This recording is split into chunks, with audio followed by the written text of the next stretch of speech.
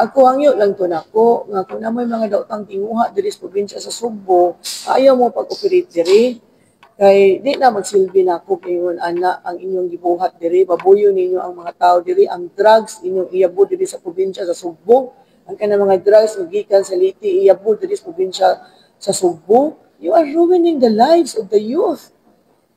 So mauna nga I was really pissed bitaw looking into this ba mga confidential reports ba about sa crime situation diri sa probinsya sa Sugbo ba. Ang kaugmaon ng guspatanon ang madaot ani kung magpadayon ning drugs. You know of the rape case in Oslo, 15 years old, the rape of 13 kabuok tao. So batanon sad. So upat pa nadakpan, di 13 ni sila kabuok. You know, it's not the only case. Daghan kayo rising cases of rape karon. Those are drug related from what I heard.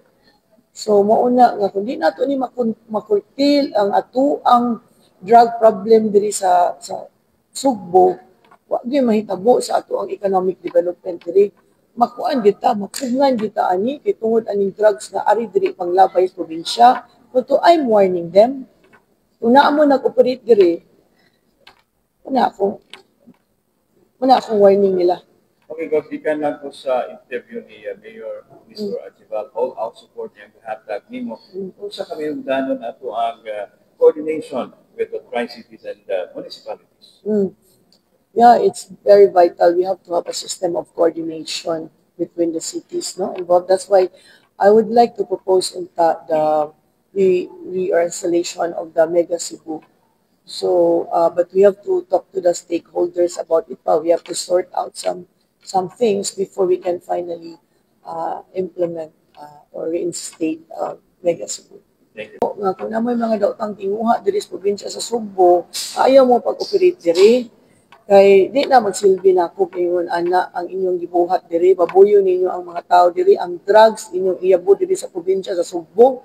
Ang kanang mga drugs nga gikan sa Liti iyabo diri sa probinsya sa Sugbo. You are ruining the lives of the youth.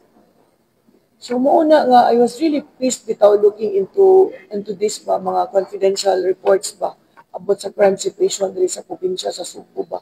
Ang kaugmaon ng guspatanon ang madaot ani kung magpadayon ning drugs. You know of the rape case in Oslo, 15 years old, the rape of 13 kabuok tao. So batanon sad. So upat pa nadakpan, di 13 ni sila kabuok. You know, it's not the only case. Daghan kayo rising cases of rape karon. Those are drug related from what I heard. So mauna nga kundi nato ni makurtil ang ang drug problem diri sa Sugbo, wa gyud mahitabo sa ato ang economic development diri.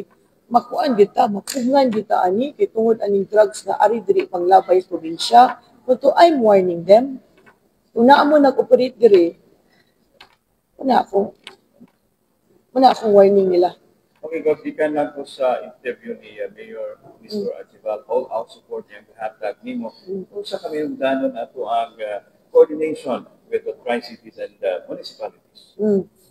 Yeah, it's very vital. We have to have a system of coordination between the cities involved. That's why I would like to propose the reinstallation of the Mega Cebu.